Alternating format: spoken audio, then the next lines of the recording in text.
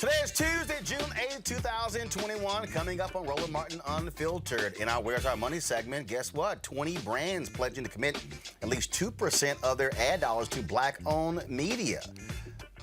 Target says it will be 5% by 2022. Looks like they're listening to us.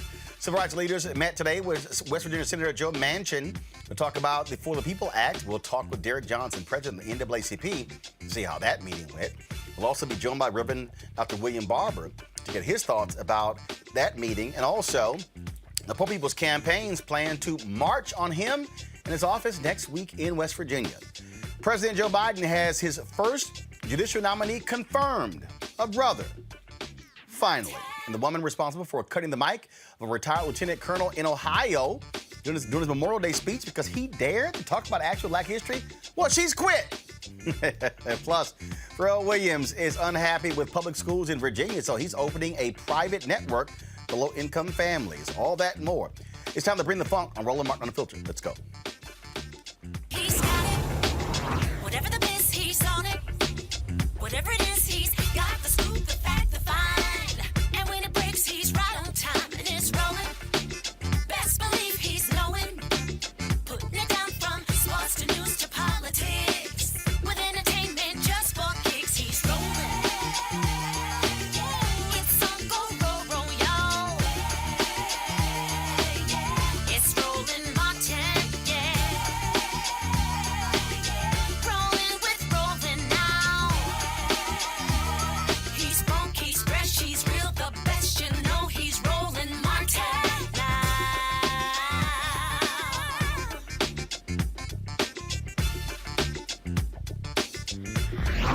Martin. President Joe Biden finally gets his first judicial nominee confirmed by the full United States Senate. Today, they voted 66-33 to confirm Julian Xavier Niels, the newest U.S. District Judge in New Jersey. He served as the Chief Judge of the Newark Municipal Court in the city of Newark for 8 years and as County Counsel for Bergen County since 2015. Senate Majority Leader Chuck Schumer said Biden's nominees would bring back balance, experience, and diversity to the judiciary branch. Let's go to my panel. Ben Dixon, host of Benjamin Dixon Show podcast. Teresa Lundy, principal founder of TML Communications.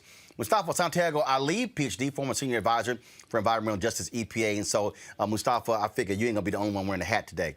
So go ahead and rack that. Ben, I want to start with you. Democrats, I think they finally gotten the message how important the federal courts are. Of course, the last year and a half of President Obama's term, Mitch McConnell held up 100 positions, left them open because then they were able to fill those positions. Donald Trump appointed nearly 200 federal judges, 25% of all appellate judges, and they appointed a whole bunch of right-wing young white folks between their mid-30s and 40s because they want them on the federal bench for the next 30, 40, 50, 60, potentially 60 years. And so do you think Democrats now realize, progressives now understand you can't ignore the presidency and the Senate because that's how you get federal judges who outlast any president?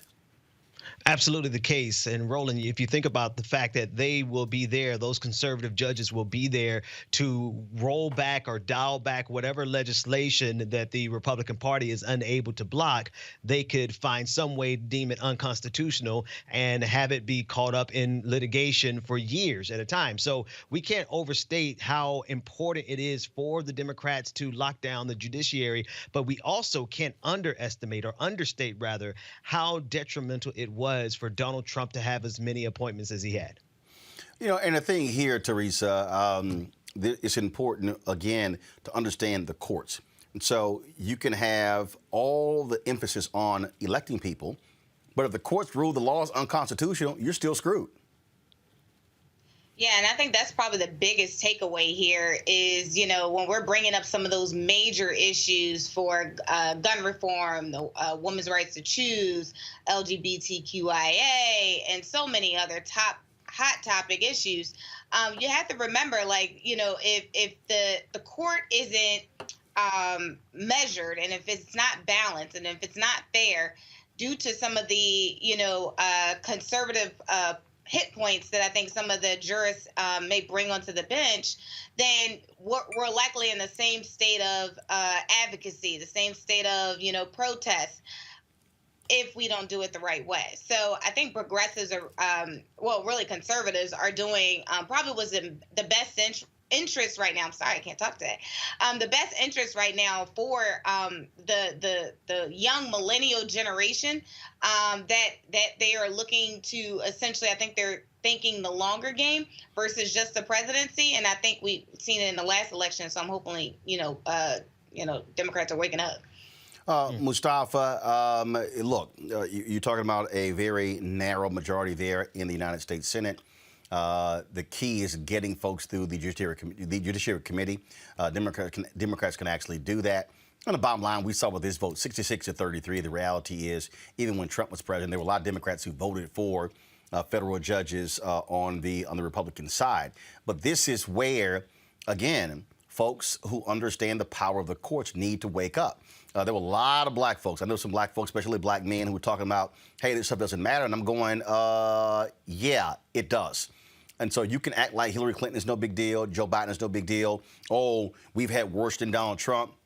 But those federal judges, that's where the power lies. It's all about the courts. It always has been. And we understand that that's been a part of the Republican strategy, is to control the courts. So for those black men who said, they voted or for whomever they voted for because of economic reasons, well, the court interprets what's going on. So if you're for economic justice, then you have to pay attention to the judges and the opportunities that exist in that space around policy and the review of statutes and a number of other things. If you care about health justice or health care, then the same thing. The courts play a significant role there. And of course, if you care about racial justice issues, the courts are incredibly important in that space. So it is about, also where resources will go and where they won't go. The courts play a role when they interpret the law and the statutes that are on the books. So folks just need to understand that we have to be educated, and we also have to be engaged on multiple levels. And the judiciary is a part of that strategy if you're serious about making change. We're talking about the federal level here, but Ben, this also impacts the state level. The Supreme Court ruled that they were not going to get involved in partisan gerrymandering and left it up to the state Supreme Court. Well, guess what? In many of these southern states, Republicans control the state Supreme Court. And so that's why the local judges, the municipal judges, the state judges, the state appellate judges, if you're in a state where they elect judges, you better understand this matters. Absolutely, Roland. And you really think about how Republicans are playing for keeps here.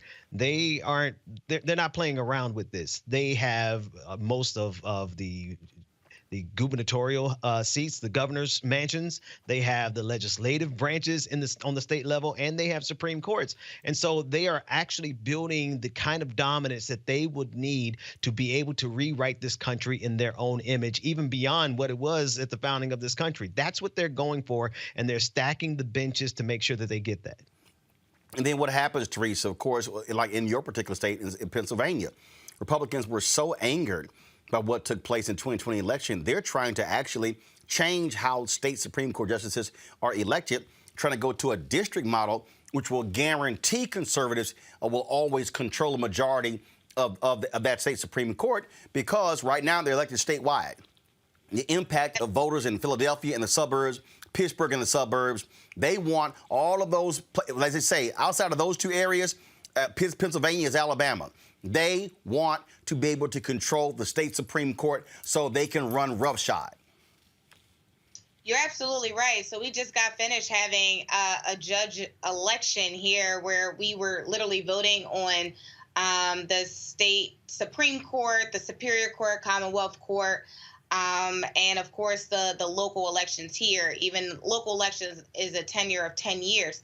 But when we talk about the state elections, you're absolutely right. Republicans are controlling, I would probably say, just the elections and the narrative. I think there has been a fluid opportunity where Republicans has seen that they likely, in some of those major counties you talked about, Roland, from Pittsburgh to Philadelphia, they just won't win a Republican seat in our city, or in our county. But in the other, 65 counties in Pennsylvania, they likely have an upper hand. And so when it comes to the judges elections, we really have to understand that it's a particular interest in these positions, especially on the state level, because when we saw the issues that were happening during Donald Trump's presidential bid, there was a lot of scrutiny here on PA elections and in Philadelphia. So what the Republicans are currently doing, outside of trying to take over some of the areas of the law, they are also trying to get rid of the row offices here in the city of Philadelphia, which are the county commissioner's office, which pretty much determines the votes. So it's a very interesting ploy and a play, because they do run the Republican majority. But it's I think it's the real opportunity that we all can see is that if people do not get out and vote, these are the type of issues that will happen, that will escalate outside the state to the U.S. Supreme Court. And again, what we're trying to underscore here, Mustafa, is for people to understand, Republicans love talking about court packing on the Supreme Court level. Well, they're the kings at court packing. Arizona, that's what they did. They got rid of the entire Supreme Court in West Virginia, alleging corruption, replaced them, and there was a Democratic state Supreme Court in West Virginia, replaced them with conservatives. North Carolina, same thing there. Democrats could have had a 6-1 majority in the last election. They lost a couple of races. Now they only have a 4-3 majority. But that's how that state's racial gerrymandering case was overturned, because Democrats controlled the state Supreme Court. So folks better wake up and realize judges matter. Judges definitely matter. If you truly want to have a representative democracy, a strong democracy, then that means that you have to have a balanced judiciary. And when you don't do that, you see these imbalances, and you see really a teetering and a dismantling of democracy. And we're seeing the beginning stages of that now across our country. So if folks want to make sure that we actually have a country to be proud of, and one that honors equity and inclusion and a number of the other things, then you got to make sure that you're getting out, you're voting, and you got to make sure the judiciary is working properly. All right, folks, let's go to our next story, and that is today, West Virginia Senator Joe Manchin met with several black civil rights leaders, discussing, of course, the issue of the For the People Act and also the John Lewis Act. It was Manchin who said in an editorial over the weekend in one of the state's newspapers that he would not support, he would vote against the For the People Act, but then said he would support the John Lewis Act without realizing they actually go together. He also complained about this 800-page bill being too partisan, but what's happening on the state level where Republicans don't give a damn about Democrats at all. Joining us right now is Derek Johnson, President and CEO of the NAACP. So, Derek, glad to have you back. How did the meeting go? I think it was a good first step. We achieved the goal of establishing and building a relationship. Now it's the hard work of coming up with a solution to ensure that we protect the rights of black folks to vote. Did he understand that? Did Joe Manchin, realize what we're talking about here, and how what is happening on the state level could very well have a negative impact for his party if he still calls himself a Democrat for more than the next decade, if Republicans are able to run roughshod over elections in state after state with high concentrations of minority voters? Well, I can't say what he understood or didn't understood. I can say there's a commitment to have a follow-up, to begin to work on an approach that will do the very thing that's necessary, repair the harm that has been created over the last 2 months by state legislative bodies across the country, as well as create a mechanism to prevent jurisdictions from enacting vote suppression methods. That's the goal here. The vehicle that's used, I'm agnostic to, so long as we protect the right of black folks to vote and we undo the harm that was done over the last 2 months. But he was very adamant that he dug in on the filibuster, and he was adamant that this was a highly partisan bill. Did you and others convey that the For the People Act, according to a poll that I saw, is supported by upwards of 70+% of the voters in his own state? So he said that he's voting the way his constituents want, but if you look at the polling data, they like the For the People Act. But the focus here, take away whatever the vehicle is, how do we come to a place where we put the necessary protections for the right of our community to vote. That's key. The vehicle that we use, I don't want to get into that. I want to get to a solution. And that's the goal of the meeting. And now we have a way forward. Let's see if we can make it happen. Well, you say a vehicle. What other vehicle is there? The reality is the House has already passed it. The Senate has to take it up. If he is not going to end the filibuster, it ain't going to get 10 votes from Republicans. He said that his fellow Republican Senator Lisa Murkowski supports extending the Voting Rights Act. Okay, that's one Republican. You need 9 more. He also said Democrats were unable to get the 7 Republicans who voted to impeach Donald Trump. Okay, if you take those 7 plus him and Sinema, you're still at 57. You're not at 60. And so what is the pathway? I mean, look, numbers are numbers. If he's not going to end the filibuster, then you got to get 60. Well, if he can't get 10 Republicans to come along, we're stuck.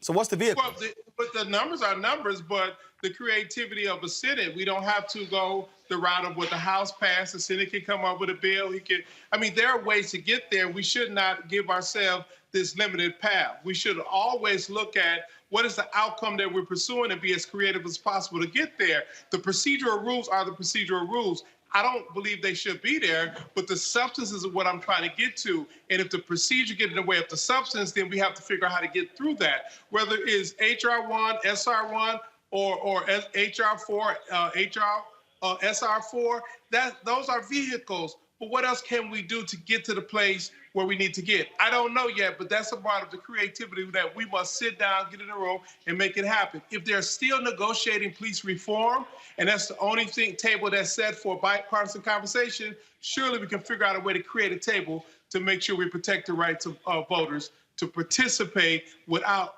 the mechanisms of vote suppression. But on a police reform bill, you have Senator Tim Scott as well as Senator Lindsey Graham, who are active participants in that, and they have actually committed to saying they believe that they can bring along anywhere from 20 to 25 Republicans to support this. Have you seen any evidence that Senator Joe Manchin can bring along more than one? Can he bring along 10? And is there a Republican? I have not seen one. Is there a Republican that can actually broker a bill who will actually step up to do so? And can they still bring along 9 of their fellow Republicans? I've seen no evidence of that. And I've been asking around, even black Republicans say they don't see it. Right, and I don't see it either, but that don't mean it don't exist. It can't exist, and it won't exist. So I'm not here to defend the Republican Party, nor am I here to defend Joe Manchin. I am here to say that we have not moved as a civil rights community. Protecting the right to vote is what we do. The legislation is needed. Now let's figure out how to make it happen and not bemoan what has not happened. Our goal is to make what people think is impossible possible and not limit ourselves about the cards that's on the table, even if we have to reshuffle the deck. So did Joe Manchin, because it's interesting, he talked about renewing the Voting Rights Act. 8 years have gone by.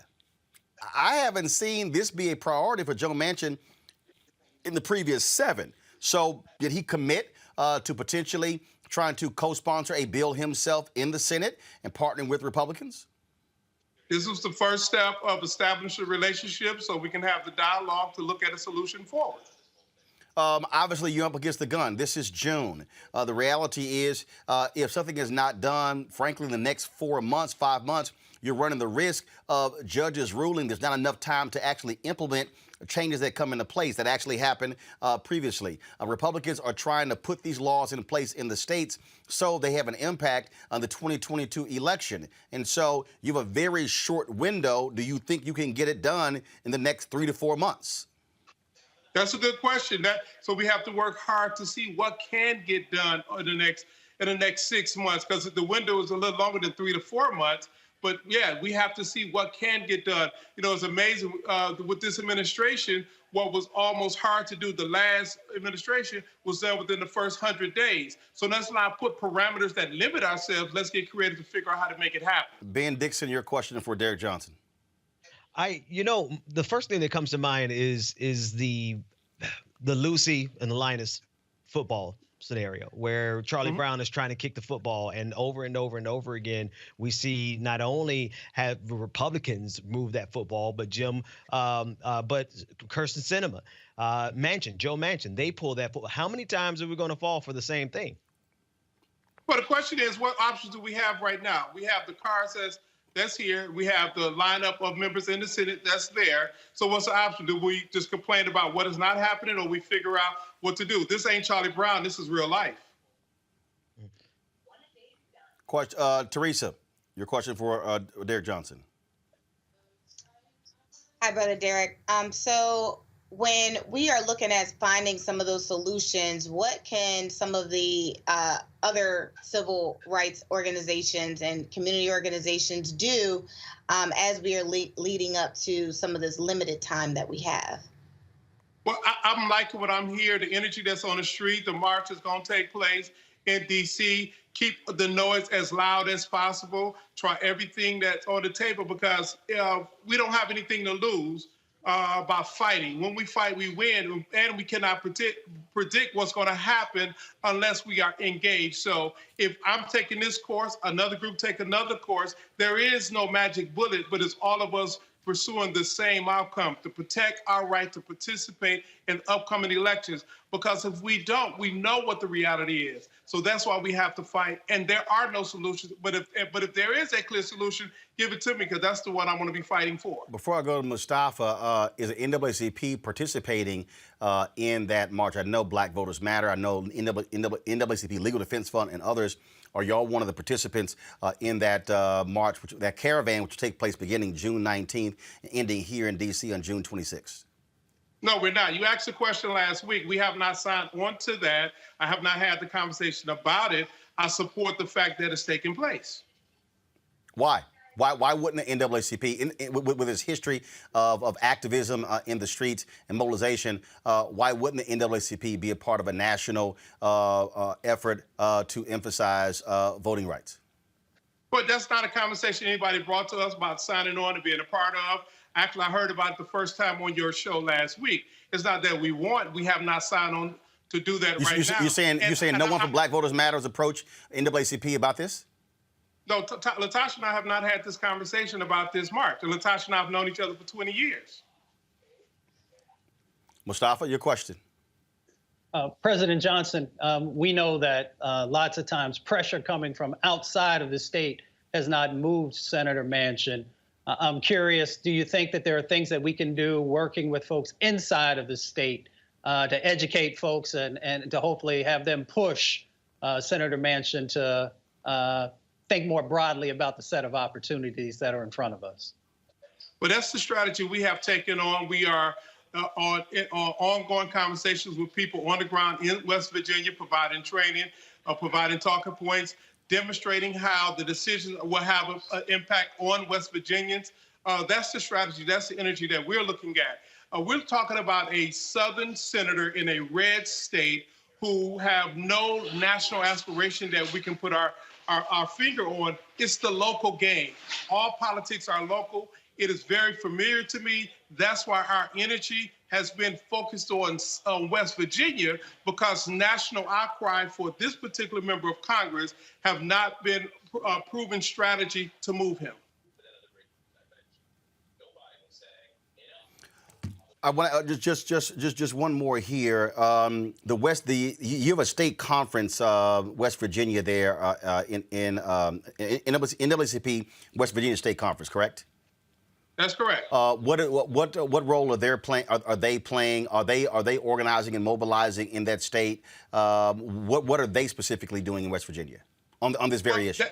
That's a part of the training that we're providing to them. I needed to have this initial conversation with the Senator. Now it is about the state ground game, the type of support that we will be providing, putting staff on the ground in West Virginia to organize their community about this issue.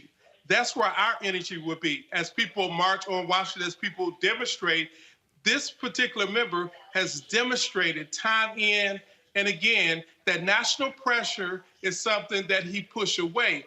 But local conversation is what actually can get to move him, and that's where our energy is. That's where our focus will be. I know that the Poor People's Campaign will be having a demonstration in West Virginia next Monday. We'll be talking to Reverend Barber in about 20 or 30 minutes. Has the NAACP joined the Poor People's Campaign in terms of their particular event, and then vice versa, in terms of focusing on that local pressure that you're talking about? Put on Senator Joe Manchin, where he is hearing from West Virginians, whether they are white, whether they are black, it doesn't matter. And so what about that event taking place next Monday? I think that's a great thing that's taking place, and I look forward to the energy that's brought by the Poor People's Campaign.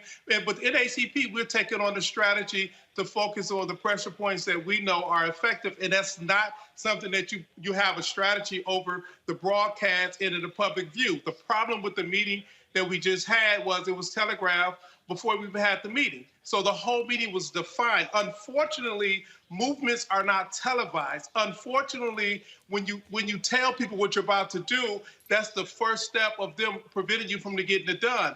It is our goal to focus on an outcome, not necessarily say, well, we're going to join this march or that march. We support all of those things. But at the end of the day, we have to work as hard as we can in many different directions by many different groups and many different organizations to apply whatever we know to be pressure to move the needle. And if we do that effectively, in alignment, in support of one another, somebody may hit the proper trick wire to get the thing moving. You said the meeting was telegraphed. How so? What from like who telegraphed it? So are you saying that by it becoming public, that's what made it less effective? Explain that. Well, anytime you're trying to sit down with a policymaker to try to have a substantive conversation about the opportunity of expanded democracy and stopping those from preventing us to vote, and that person is from a red state, you automatically garner opposition and pressure, which is something that some policymakers cannot overcome in the public.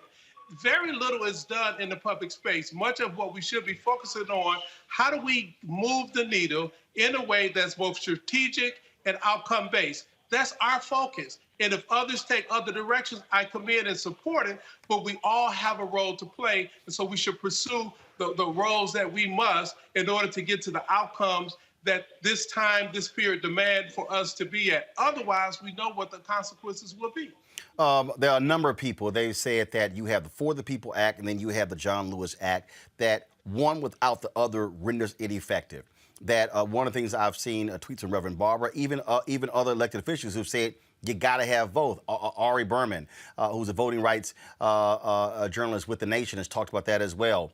And so from your vantage point, if there is a bill, if there is one that Manchin draws up, what has to be in it? What must be there? But that's easy. So first of all, you have to put the preventive measures to ensure jurisdictions are not passing or adopting policies, practices, or procedures that suppress the vote moving forward. But you also have to go and fix the problems that was just created across the country with state legislative bodies like in Georgia so that we can undo the harm that was done. Those are the two things that must be in a bill so we can clean up the mess that was created and prevent the mess moving forward.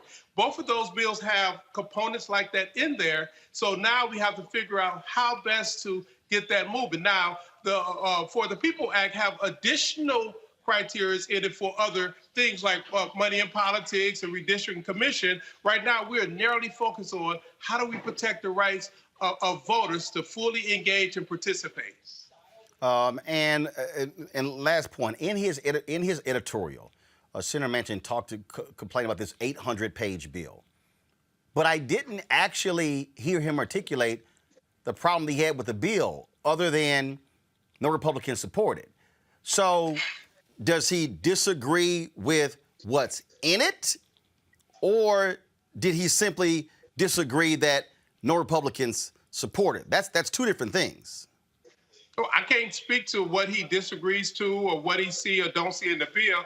I can only say that we have to figure out a solution moving forward. He is a key component to help move this forward.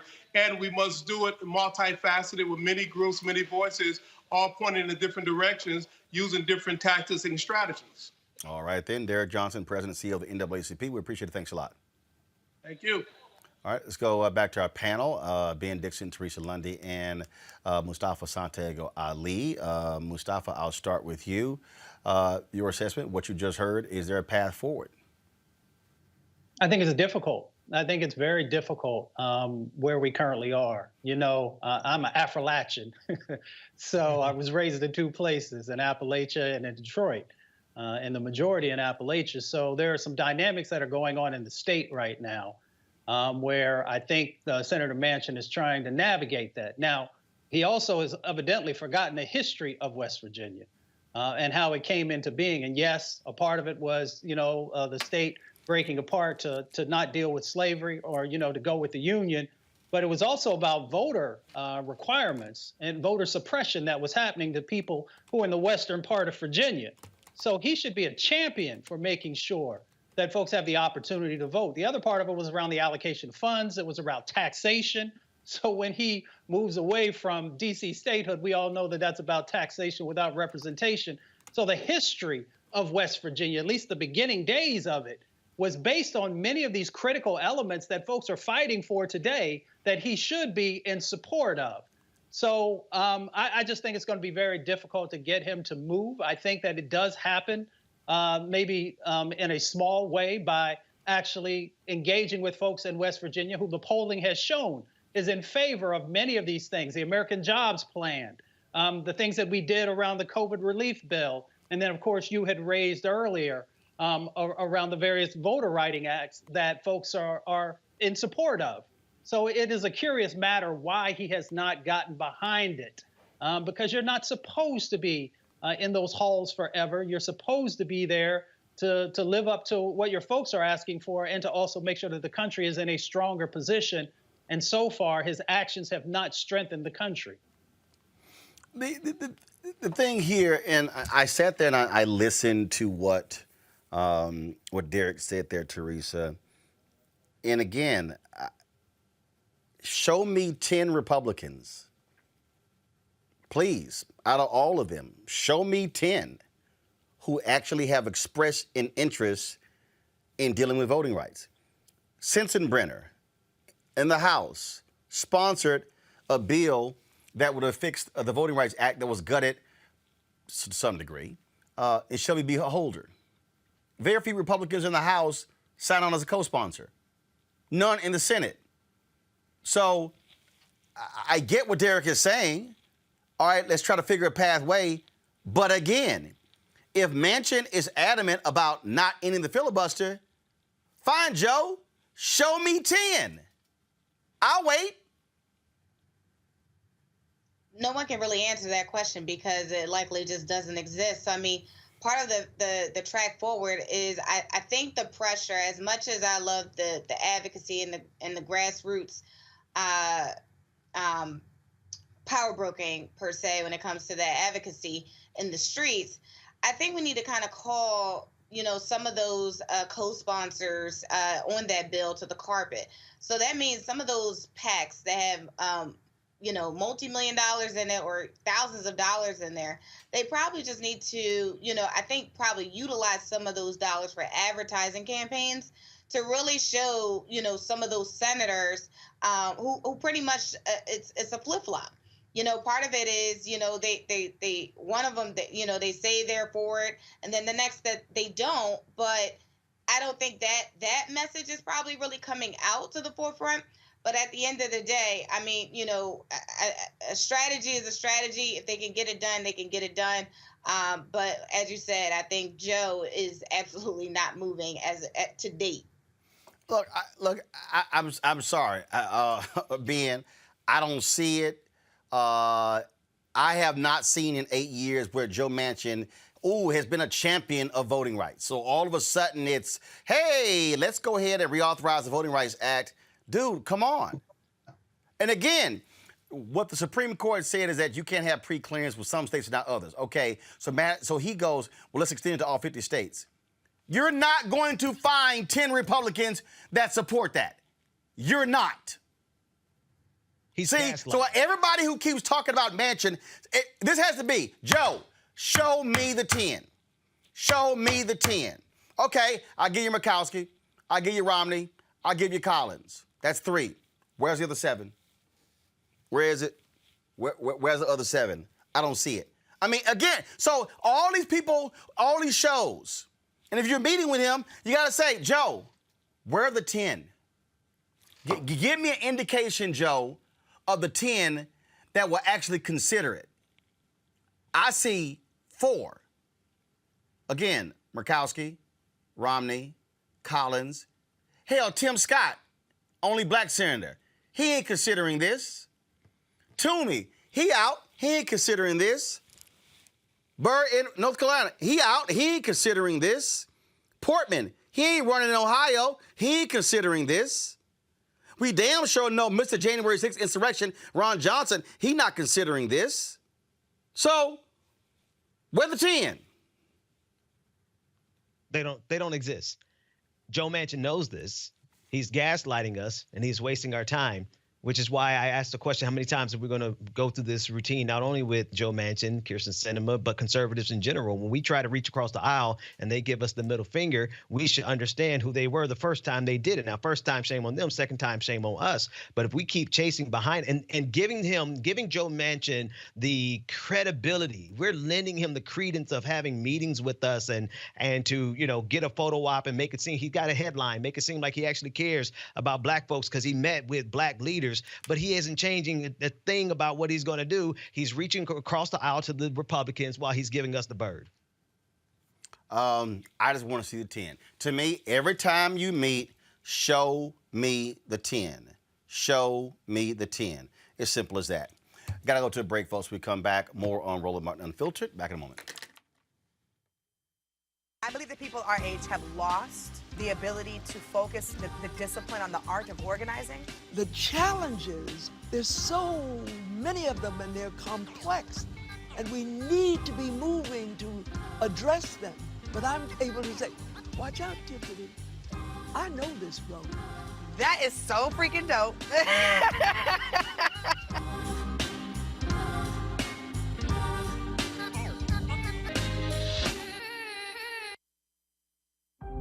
I'm proud of the officers I worked with on January 6th. They fought extremely hard. Our worst nightmare really come true, an attack on American democracy right here in the nation's capital. I experienced the most brutal, savage, hand-to-hand combat of my entire life.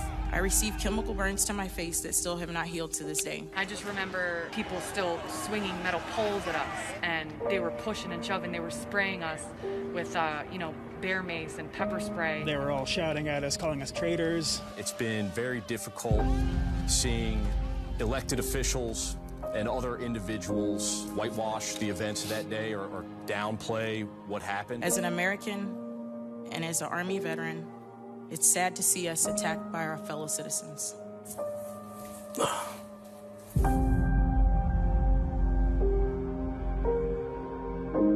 Midas Touch is responsible for the content of this advertising. George Floyd's death hopefully put another nail in the coffin of racism. You talk about awakening America. It led to a historic summer of protest. I hope our younger generation don't ever forget that nonviolence is soul force. Priceless.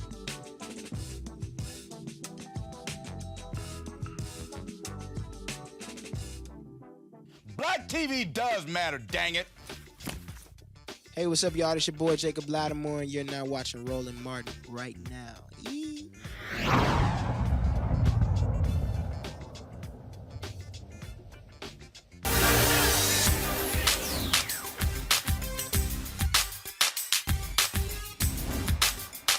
Been frozen out. Facing an extinction level event. We don't fight this fight right now, you're not going to have black on you.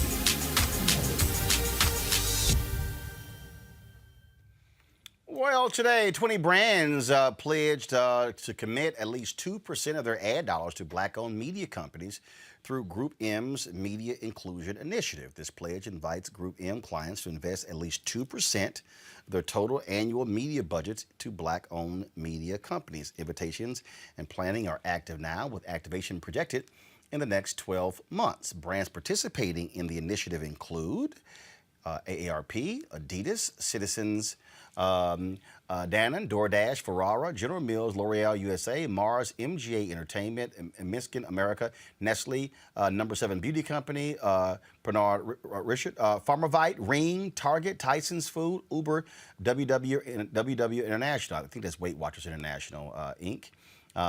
So they made that announcement.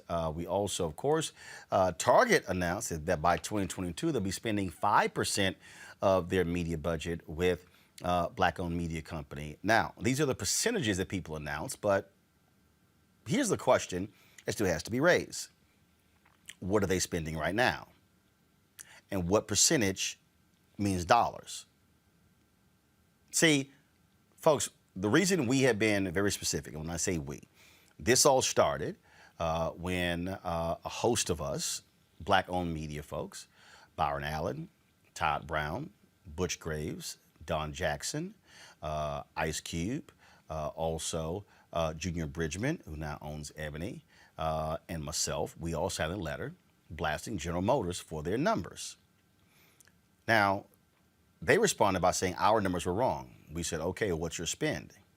See, the reason we are being specific, and look, this is a nice announcement, but first of all, I'm not going to jump up and down till I actually see contracts signed. See, that's part of the issue we've had. Announcements, but no money. The other question is, how are you going to measure it? See, when somebody says we're going to spend 2%, okay, 2% of what? $1 billion? $2 billion? $3 billion? And then how are you going to actually report it? Who's going to be checking? See, all these things matter. And the reason I'm asking the question right now is, okay, how much are you going to spend? Because here's the deal. You're talking about 2%. Okay, I get it. But the question then is, the money we're talking about, of what? And I know somebody might be saying, well, you know, it's like that's really not that big of a deal. No, actually it is. Because, see, if we are not aware of what folks are spending, then we're not fully aware of, again, how we're being impacted financially. And what are they spending? I'm going to come back to this, folks, right now. We're going to go live to Vice President Kamala Harris as she's speaking on her first international trip. Let's go go to the live. The President will be traveling tomorrow to Europe. And why is my first trip as Vice President of the United States? I decided to come here to this region and to visit our neighbors in Mexico now, most recently, and before that in Guatemala. On the issue of migration, as we have discussed a bit during this trip, it is a complicated issue. It is complex. There are many factors at play when we look at migration historically and currently. It is also an issue that we must tackle then at every level. In the United States, we are tackling it from the perspective of not only what we must do to address the root causes of migration, which is the primary purpose for my travels over the last 2 days and the work that we have been doing for the last couple of months. But we also must, of course, tackle the issues that are inherent in the situation at the border and what we must do to strengthen legal pathways for people to enter the United States. I want to be very clear that the problem at the border, in large part, if not entirely, stems from the problems in these countries. I cannot say it enough. Most people don't want to leave home. And when they do, it is usually for one of two reasons. Either they are fleeing harm, or to stay home means that they cannot satisfy the basic needs to sustain and take care of their families. I work with another principle, which is that we, as a government, the United States, together with our allies and our partners, such as Mexico, such as Japan and South Korea, and all of those who are internationalizing our effort, connected through the UN, we understand, and through our leadership, we understand that we have the capacity to give people a sense of hope. That if they stay where they want to stay, in the town, in the neighborhood, in the place where they grew up, where they speak the language, they know the culture, they go to that church every Sunday, the place where their grandmother lives. We know that if we give them a sense of hope that help is on the way, that they will follow their first preference, which is to stay at home. During the course of this trip, I have met people from all walks of life. I've met, of course, with President Giammattei. I met with President López Obrador. I also met with members of civil society. I met with youth. I met with members of labor. I met with farmers. I met with young people who are creating things that are only imaginable in fiction, but they're making it a reality. And what I know to be clear is that if we are to address the issues that impact the southern border of the United States, and I've had a conversation with President López Obrador about also the southern border of Mexico, we have to have the ability to address the root causes of why people leave. And we have to understand if it is a priority to us to be concerned about what is happening at our border, then it must be a priority for us to understand why people leave. And the reality is that most people, when they leave, they don't want to leave, and most want to go back. So that is the spirit with which we approach these issues. I also believe that if you want to fix a problem, you have to go to where the problem exists. If you want to address the needs of a people, you must meet those people. You must spend time with those people. Because the only way we can actually fix the problem is to understand the problem. And that is another reason for this trip over the last couple of days, and for the work that we have been doing for the last couple of months, to meet with people who range from CEOs in some of the largest corporations of the United States about what they can do to participate in a public-private partnership to create economic resources and possibilities for people in this region.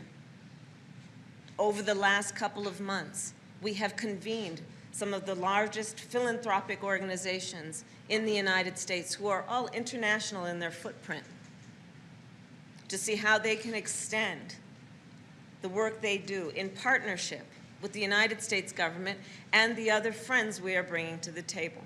Over the last couple of months, we have brought together civil society leaders, both in the United States and those of Guatemala.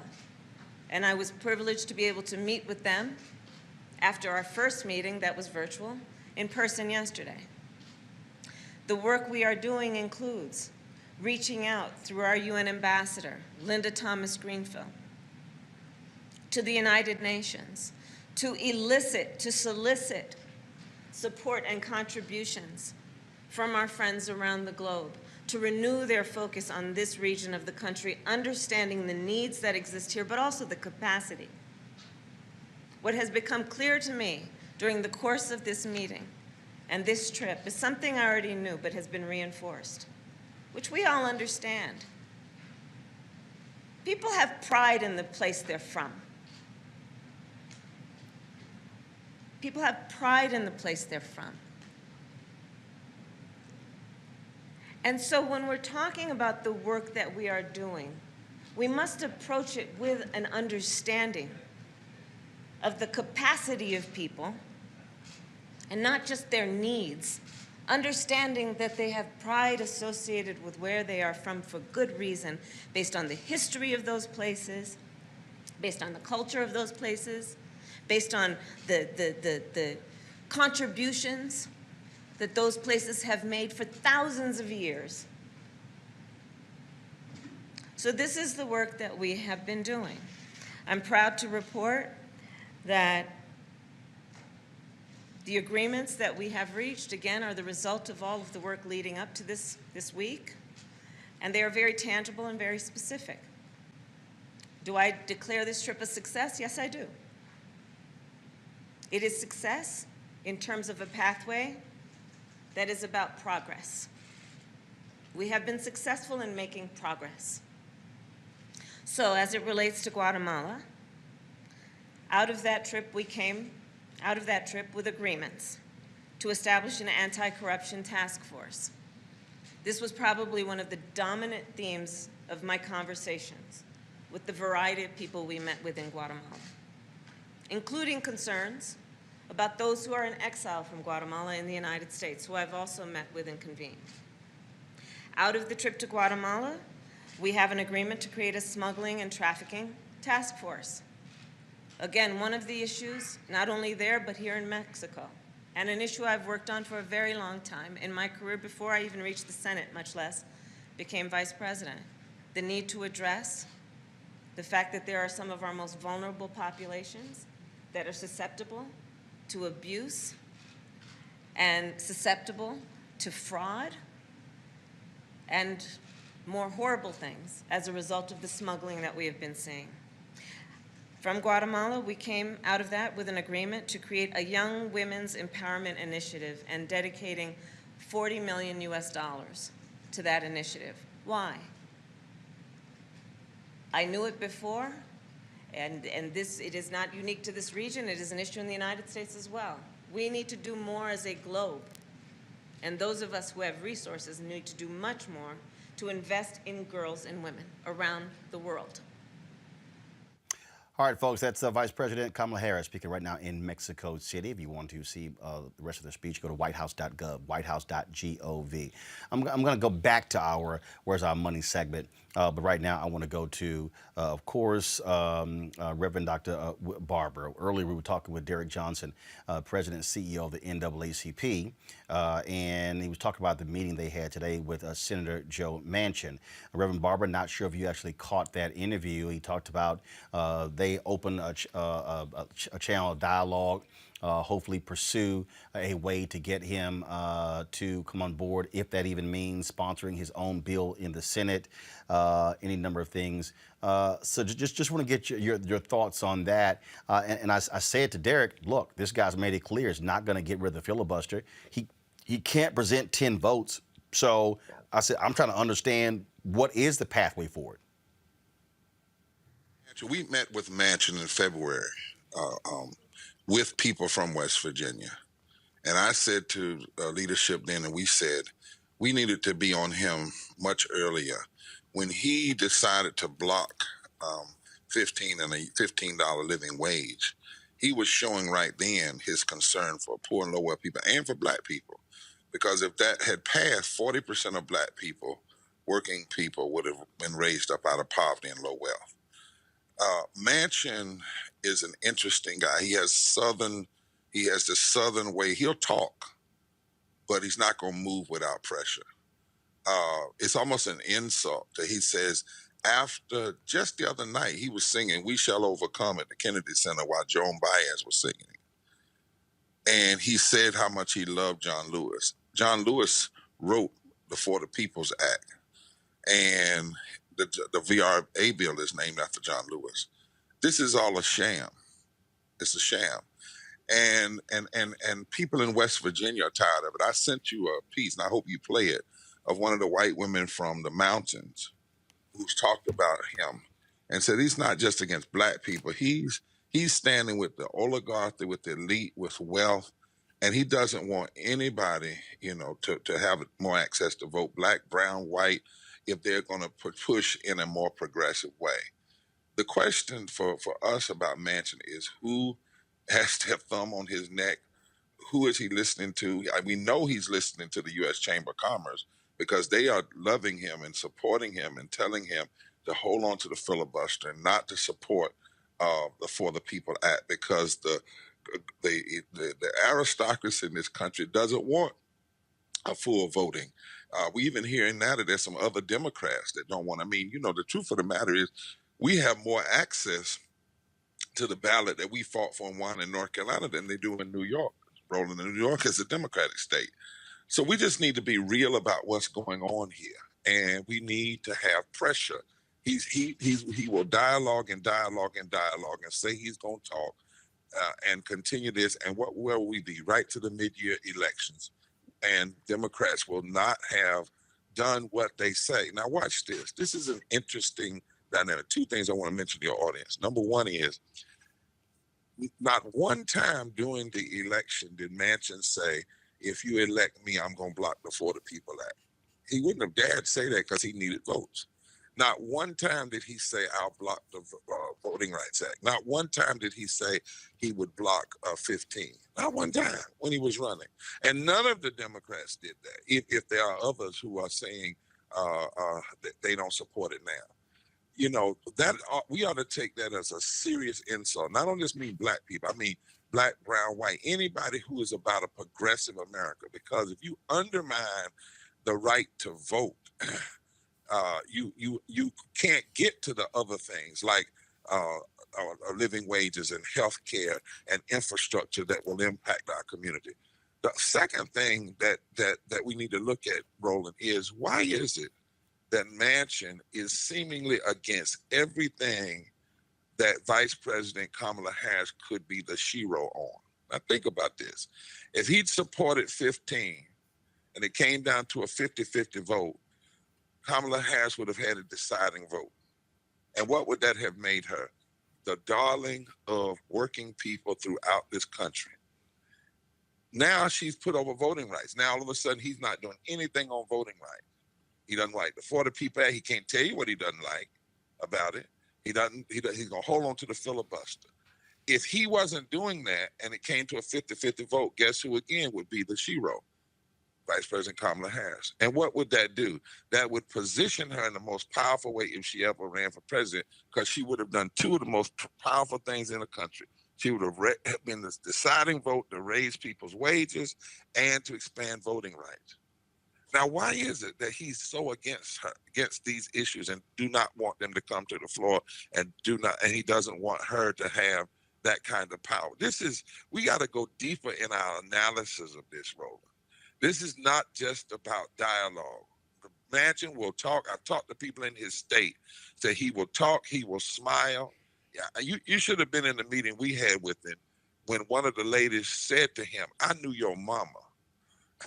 And we up here in these hollers in the mountains do not like what you're saying.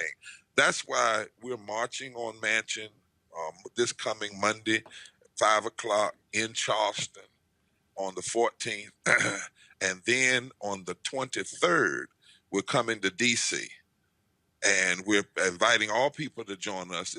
Buses are coming from Kentucky and from West Virginia. They're going to lead it. The people from his state are going to lead, not somebody speaking on their behalf. And we're going to have a rally. We're going to that Russell building where Senator Russell, as you and I have talked about, years ago in the 60s, did the same thing Manchin is doing now. Used the filibuster to block advancing civil rights and advancing voting rights. This is not just about dialogue. This is about a devious plan to undermine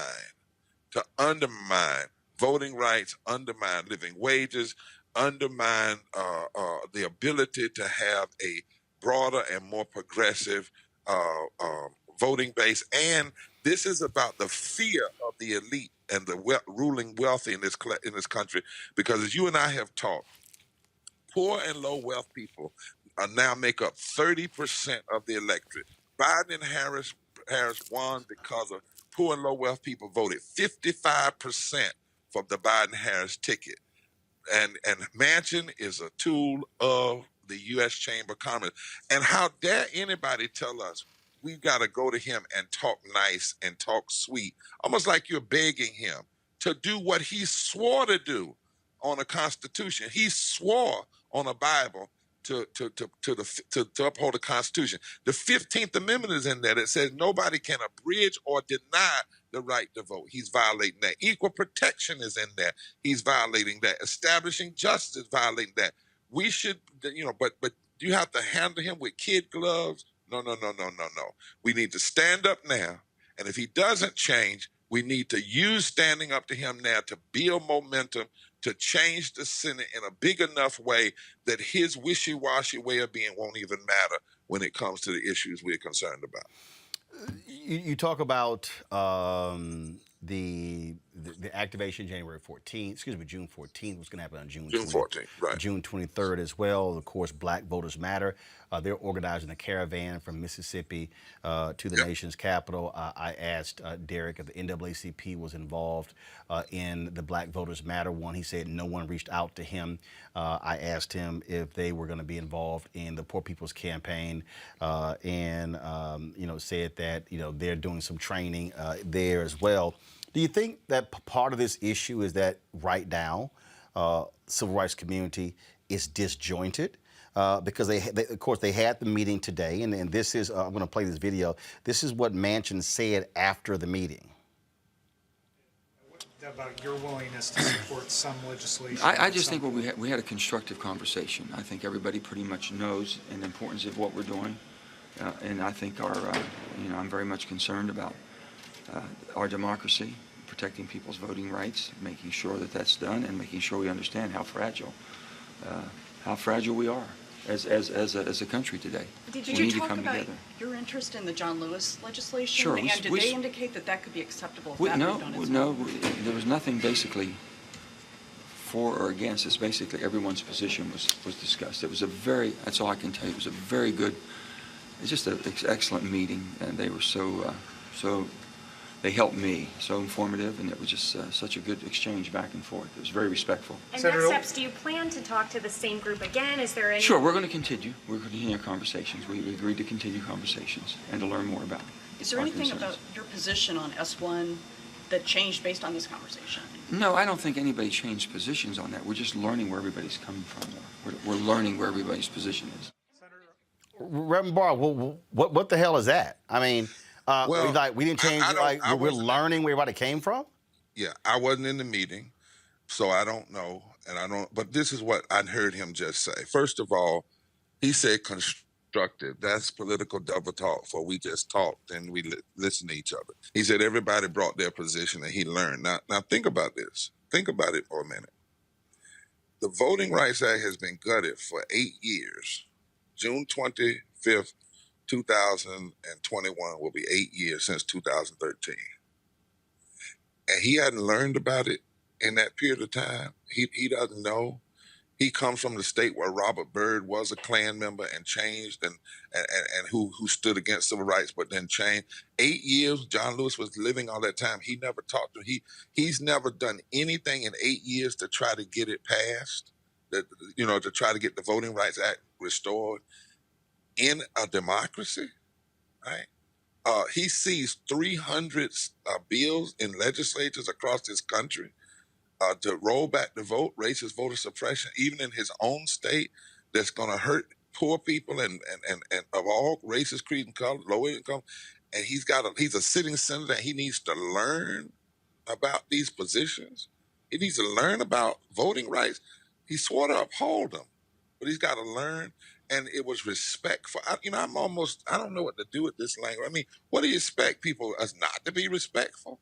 I mean, that's like a given. That's like saying to your child, he's so well spoken. I mean, what do you expect? But the issue is these bills have been out there. They've been, John Lewis talked about them before he died. They've been written. They've been put forward. Now Democrats have the power. It's in the Democratic Party platform. So he doesn't know. He doesn't know what's in the platform. He doesn't know that voter suppression is real. He doesn't know about January 6th that just happened, insurrection. He doesn't know that Trump has created a big lie that's continued to lie from the Southern strategists that started in the 1960s.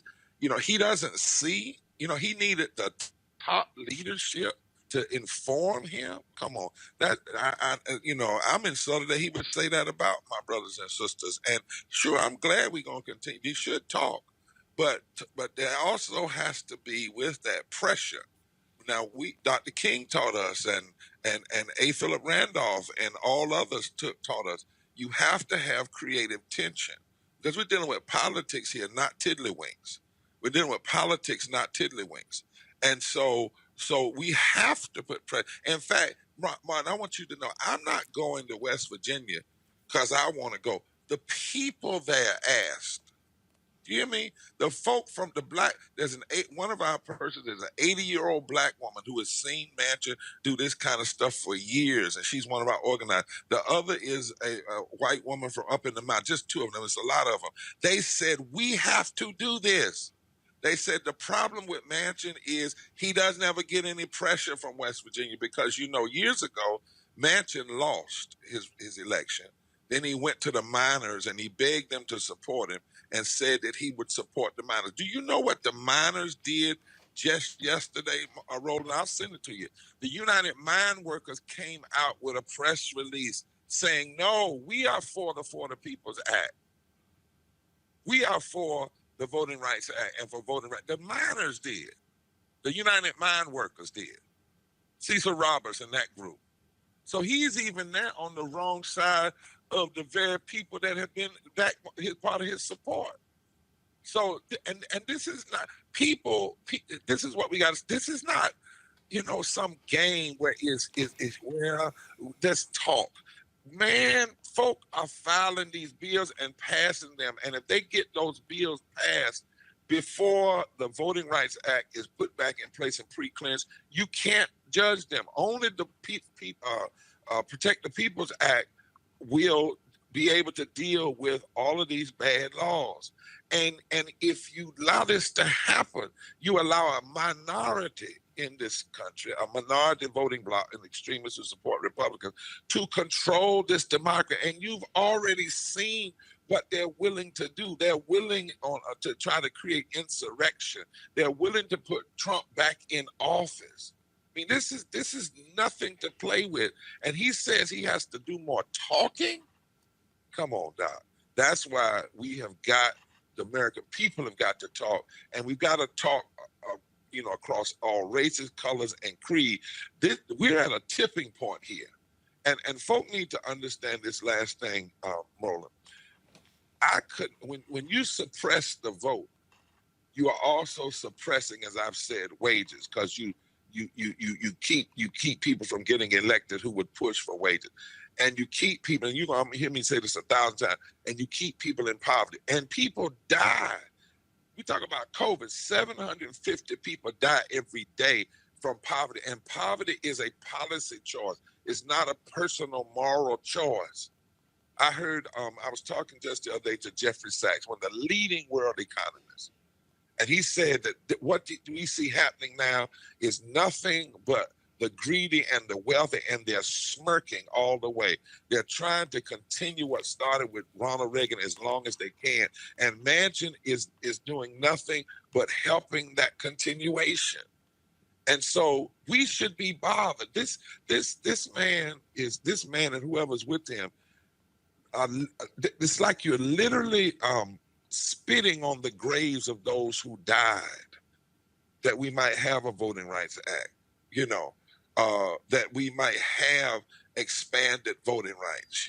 This is not about talking, this is about delivering. And for him to suggest that he learned something is I wouldn't have ever said that about myself, to admit that as a senator, but it sounds like to me, Roland, just political double talk. In fact, that's what the people tell me up in the hollows of West Virginia. I'm my white people who know Manchin. They say he's just double talking.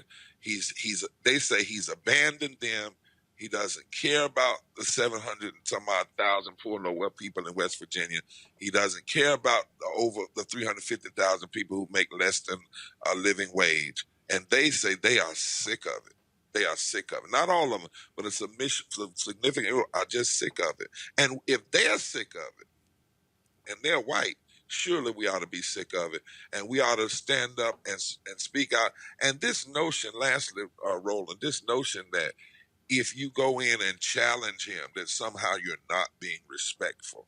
You know, if you raise your voice, you're not being respectful. That's just ridiculous. Simple as that. Reverend Dr. Barber, we certainly appreciate it. As always, thanks a lot. Thank you, my friend. Take care. All right, then. I want to get the panel's reaction to what you just heard. Then we're going to go back to our Where's Our Money segment. I'll start with you, Teresa. Just your thoughts on what Reverend Barber just laid out. He spoke straight to the point. Yeah, I love when Reverend Barber speaks. He's always speaking truth to power. And you know what? He brought up a lot of good points. I mean, starting with the location of some of the angst that is coming from Joe Manchin's district. You have people, you know, I think he said it was an 80-year-old woman that is in his flock that lives in West Virginia that's like, enough is enough. And she's like, look, this isn't the same, you know, this is the same rhetoric that Joe Manchin has been doing for countless of years that she's lived in that district. But I also think Barber also talked about, I think, the understanding of change and what could potentially happen if the right mechanisms were in place.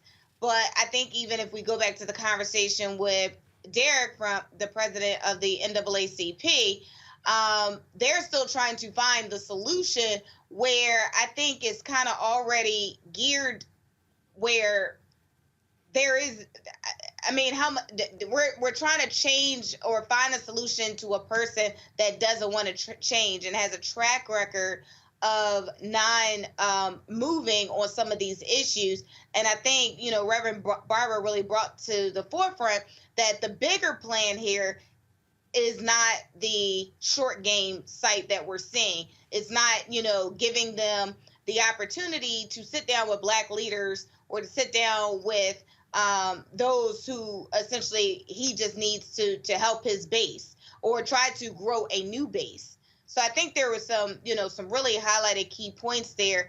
But again, I think it is about, you know, us showing up together and supporting one another.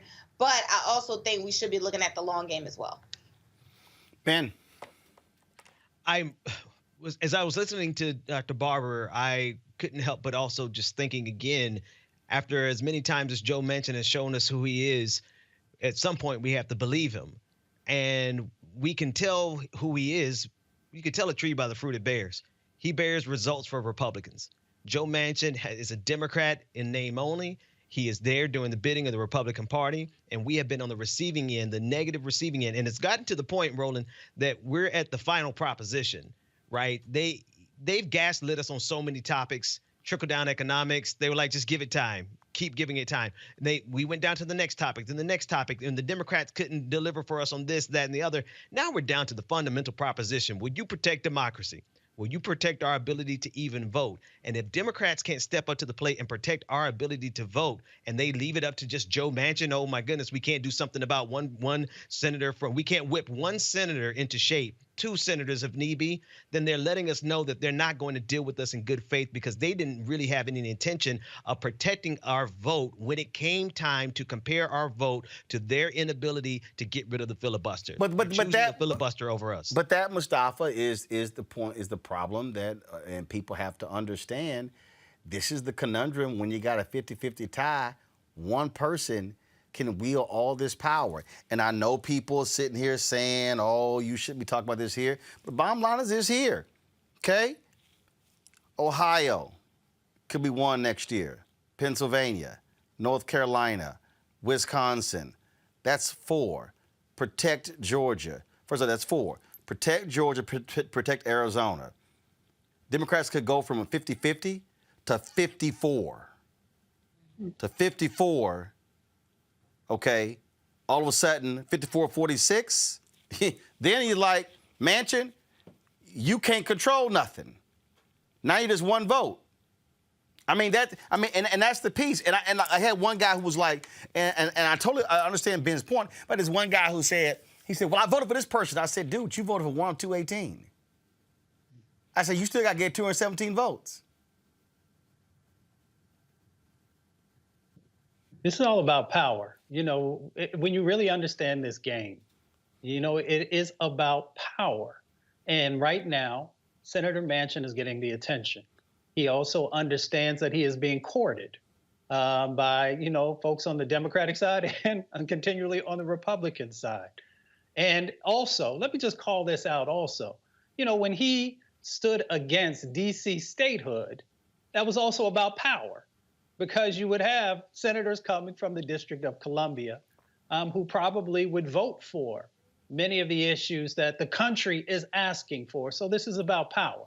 And this is also about the Democratic Party making the right sets of investments ahead of time and making sure those locations that you just called out, that those folks on the ground who need the resources to make sure that they can turn out the vote, to educate the vote and turn out the vote, have what's necessary to make sure that that's completed.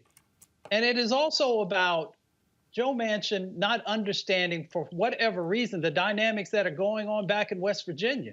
You know, there are incredible folks who work there. You know, folks have these narratives about people, you know, who live in West Virginia and other parts of Appalachia.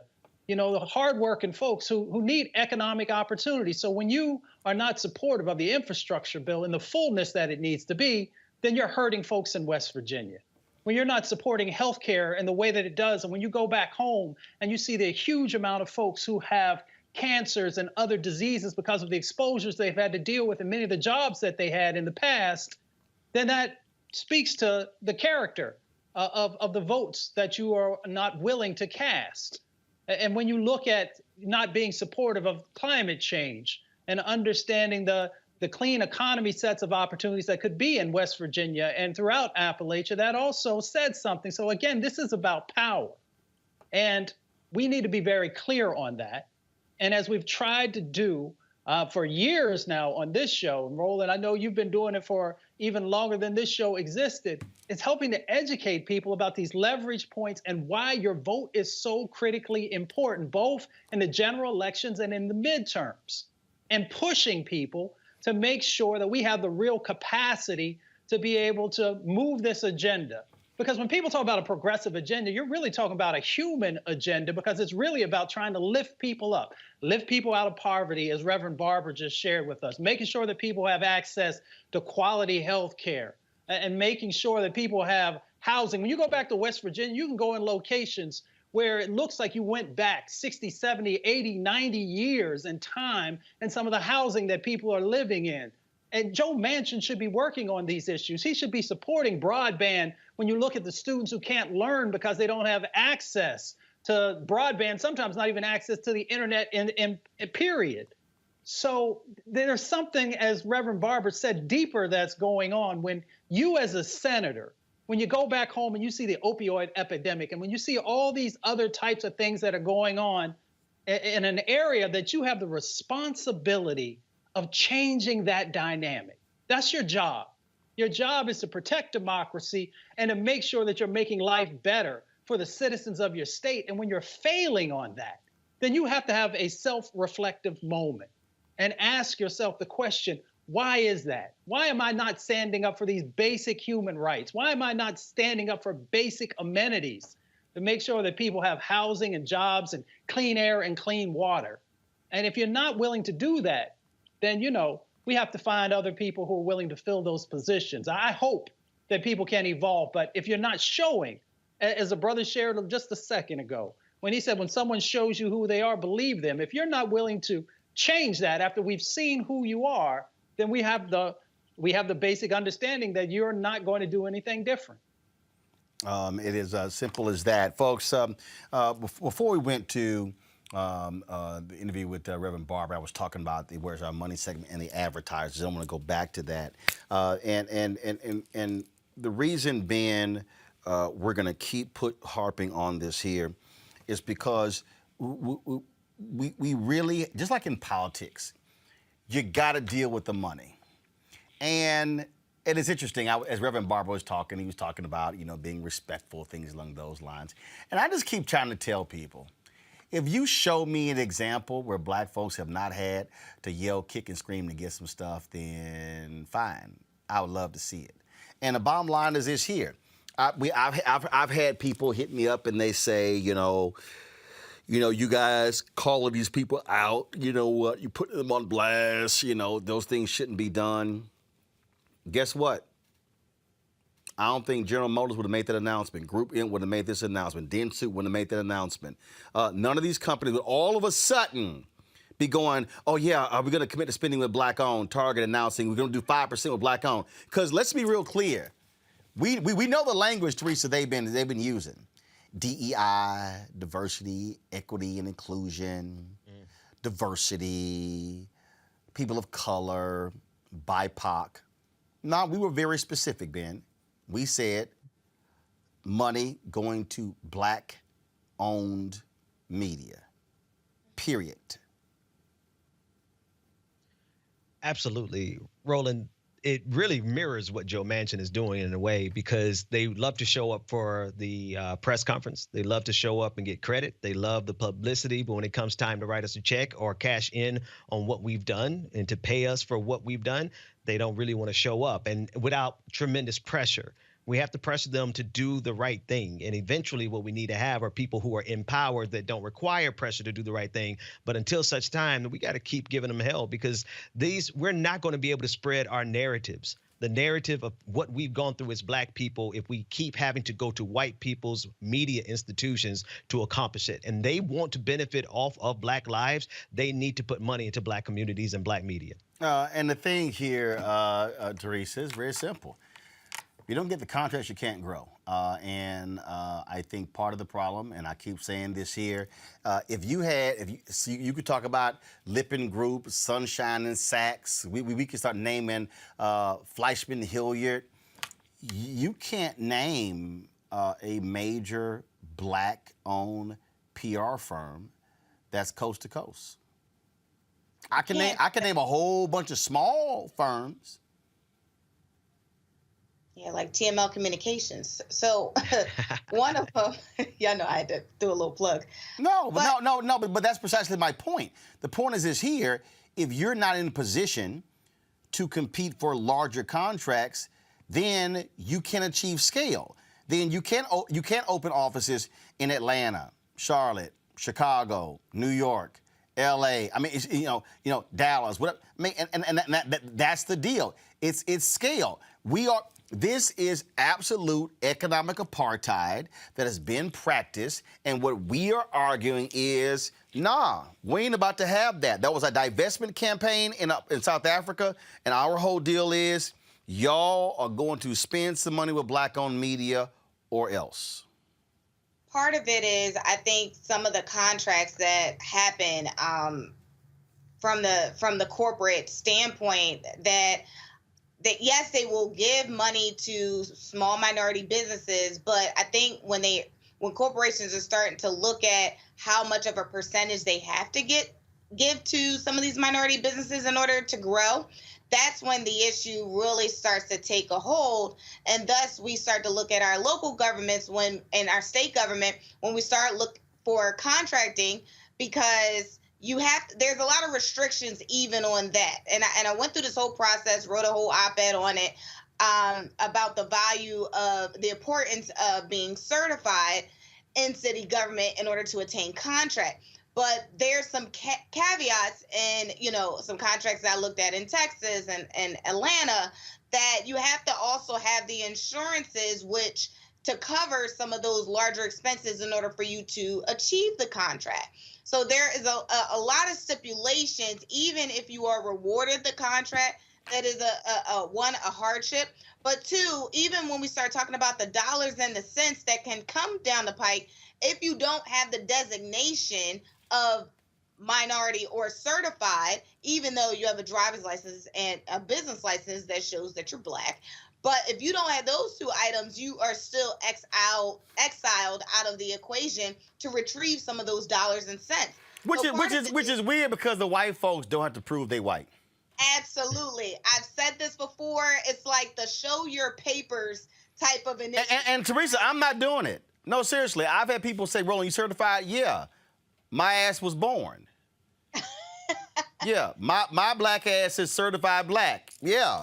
Yeah, I'm not about to sit here and go through a certification process when, I'm sorry, the white folks ain't got the, it's amazing, oh, they can get the contracts, but they ain't certified. I'm like, no, I'm black. Also, part of this certification that I really have a difficulty in, because it's like they will also want to show the capacity of how much your business made, right? So the revenue is a strong point. So if you've made $50,000 that year, they'll be like, oh, well, you know, it's a weird process. It's like almost like I feel like I was buying a house. That's how much like information Look. I've been dealing with this with some of these, and I'm gonna tell you some of the runaround that we go through, and we're already dealing with this here, Mustafa, where the client would say, let's do a deal. But then we got to go to the ad agency. All of a sudden they start asking, okay, well, what are your metrics? What's this, what's that? I'm like, oh, I'm sorry. And see, I keep telling the clients, it's y'all money. Tell their ass we doing the deal. Like, I'm not about to repitch myself to the agency to prove to them what I should do. If you and I agree that we gonna do a deal, and you cool with the amount of money I'm asking for, tell they ass process the paperwork. But see, again, these are what they do to us. They make us, for everybody don't understand, they'll make us, and Teresa, you know this, they'll make us do 6, 7, 8, 9, 10 proposals, all back and forth. You're investing all of this time, and then they come back with a no. And you're supposed to be all excited. Well, at least you were being considered. Damn that! I didn't get the check. I have a personal story. I have to say it's a big broadcasting company. They reached out. They said they had $1.5 million. Big broadcasting company based in Philadelphia? No. Here you go. They start with it rhymes with. I'm just messing with. Go ahead. They have 3 letters. I had to help. Well, hell, they all got 3 letters. Go ahead. So, anyways, they had $1.5 million, and I said, okay, so essentially, what is this call about? They was like, look, we want you to help on the minority spend. And I said, okay, so what is that budget out of that? You'd be surprised it was less than 10% of that. And you should have seen the hops, skips, and jumps. And so what I did, evaluating that this wasn't my first time going through this rodeo, I said, we're not the right firm for you, but I wish you well in hopes that you can find a bigger budget to a majority minority city that encompasses more minority population. And then absolutely, I got an email from their boss that says, you know, we have more opportunities and X, Y, and Z. But I thought it was interesting. Like, I just didn't take it, you know, because some people just would take it. They were playing you small. I don't want it. Right. I'm good. They were playing you small. And that's the thing, Mustafa, we deal with. And what I keep trying to explain to black people, we've got to learn the difference between aid and investment. We've got to stop accepting corporate donations to black organizations and say, no, spend money with black-owned companies. Period. I don't care about your donation to the NAACP. That's a donation. What are the contracts going to black-owned companies, catering companies, limousine companies, PR companies? That's where the money is. Without a doubt. I mean, the whole contracting process, I mean, I can speak to the federal government, state and county governments, is sort of designed to support the haves and to exclude many of the have-nots. In many instances, when you go back and look at the percentages that actually make it to businesses of color, and in particular, African-American businesses, the numbers don't lie, and we know what they look like. You know, it is an opportunity to make sure that we're actually creating black wealth with the beginning of the conversation that we had, because we can build the infrastructure and we can also build the capacity that folks need to be able to compete for larger pots of money. And if folks are not willing to do that, then they're not truly interested in supporting our communities, which of course then helps as we're trying to increase black wealth inside of our respective communities. So, we've got this dynamic that's currently going on. And the other part of it, Roland, I just want to touch on extremely quickly is something you raised earlier. As people are talking about this 2% spend and going up to 5% spend, it's incredibly important, as you said, for us to make sure that folks understand what the baseline is and then what the criteria is. And all the programs that I ran over the years, the criteria will determine how and where dollars actually flow. And then it also helps us to build real accountability into the process, which is really where the rubber hits the road. If you don't have that accountability, where both during and after and in the analysis, so that you can then come back around and strengthen that program. So as people are going through this 2% up to 5%, there has to be in that process analyses each and every year to figure out where folks may be falling short or where they're doing a good job, and how do you expand that? And then how do you actually also show folks how their investments are yielding these additional positive results, which will play out in a number of different ways. So we got to have the accountability and the analyses in this process if we're truly going to make sure that folks are able to build the infrastructure and capacity to continue to get the right messaging out for these respective folks who want to invest in this space. Folks, then we were talking about in this segment, we were talking about, of course, these ad agencies. But today, the White House talked about this whole issue of supply chain disruptions, and one of the things that they're focusing on. And again, so that was today's announcement. But one of the things that we still are talking about it again, the issue that we're raising is, where do Black-owned businesses go along with that? And so, and the reason I want our audience to understand why we're doing this segment, we keep harping on it, because I want all of you to understand, and the panel's been talking about this, you got to follow the money. If you really want to start understanding what, in terms of how did you begin to build and reconstruct this thing and how Black people have been impacted, well, I'm gonna tell you right now, if Black businesses aren't getting dollars, no way in hell individuals getting jack. See, and I think people keep having this thing backwards for some reason, Ben. They somehow go, well, yeah, I don't want the business class to get this. No, but here's the deal. Who do you think are gonna employ folks? I mean, here's the deal. I've got 14 employees. 11 of them are Black. Okay? So who do you think? Now, when we started, we had 7. We've doubled since we started. That's growth. We're in the top 5% of Black-owned businesses in the country in size, because the average Black-owned business only has 1 employee. And so I don't even call those businesses. I don't. It's just a sole proprietorship. And so we can't, like when I was down in Tulsa, there was a lot of people, they were talking about, it's Black Wall Street and starting their own business. And my whole deal is, okay, I keep telling people, starting your own business is a great concept. Building a sustainable business with capacity is a whole different animal. Yeah, church said amen. No, for real, Roland, I agree. And I think this system is fully aware that if it gives us an inch, we will take a mile. If you give us enough capital, we will show you what we can do with it, because we have more of a collective mindset in terms of how we do our business and how we do the things that we need to do for our community. Look at what we accomplished. You mentioned Black Wall Street, but honestly, when we play by their rules, we succeed, and then they interrupt us and bomb us. And they interrupt us and redline us. And then they jump in there and they do whatever they can. And now it's at the point where they're interrupting our progress because of the gaslighting that's going on all around us, not only in terms of what's happening in Washington, D.C., but in terms of these real dollars. Without the means to get this done, they know they can keep Black businesses keep coming to beg for money, keep coming to beg for meetings, and hope that we'll be satisfied with just meeting with them or getting the press release versus actual tangible results.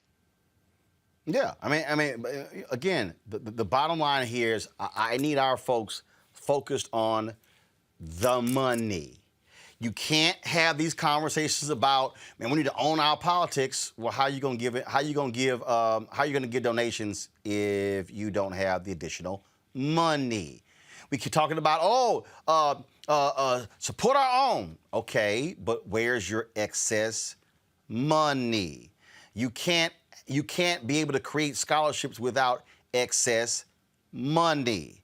You can't sit here and say, hey, I want to throw a political fundraiser without excess money. You can't fund civil rights organizations having marches and protests if you don't have excess money. Folks, I keep going back to the money. And I'm going after the existing money. What we're saying to these corporations, these advertisers, you're getting our money. We want a return on investment. We are shopping at Target. We want to see more money by Target spent on Black-owned media. We buy General Mills cereal. More of that money coming back here. This is the thing that, again, I keep laying out to people that has to happen, and folk just have to understand why we can't sit here and play games with this issue. If we don't have the hardcore discussion, and not just discussion, Mustafa, fight for the money, then guess what? We're going to be back here 10, 20 years from now, and I'm sorry, I'm 52. I'll be 53 in November. And the reality is this, none of us are going to live forever. And so I don't want to hear anybody saying, and look, this is where I disagree with Ben Chavez of the NNPA when he gave a quote to one of the newspapers saying, you know, these things take time. No, Ben, we ain't got time. We're trying to change this for forever. We're trying to lock in now where 2% is the bottom, 5% is the bottom. Our whole deal is, in 5 years, that number should be 10%. Right, or even higher possibly, but you got to start somewhere. So I totally get that. You know, we got to stop letting people pimp us. You know, a pimp will take your money, tell you pretty, and keep it pushing. And that's exactly the paradigm that we've been allowing people to place us in. We've got an opportunity now to get very focused, to build wealth, and to change these dynamics. But that means that you have to get engaged in the process. So you saw a list of folks, you know, who are now a part, these 20 brands, that are a part of this. Folks should be reaching out to them and letting them know what their expectations are. You know, all you got to do is, you know, go on the internet and send them a message and support the individuals who are pushing to try and help to give you a better opportunity and a bigger piece of the pie, if you will. But if you remain silent, then people will think that you're okay and you're suffering. So let's just change the dynamic. You know, we're educated people and we know what we deserve. You know, we continue to build these brands into billion-dollar industries. It's time for the restitution. It's time for the reinvestment or investment inside of our entities, inside of our communities. I want to give a shout out to Ebony McMorris. She's now the White House correspondent for American Urban Radio Networks. She actually was in the briefing room today. And folks, again, I need everybody to understand why it matters. April Ryan leaves American Urban Radio Networks and goes to Byron Allen's The Griot. They replace her with Ebony McMorris, okay? So now you got two Black-owned media folks sitting in the White House briefing room.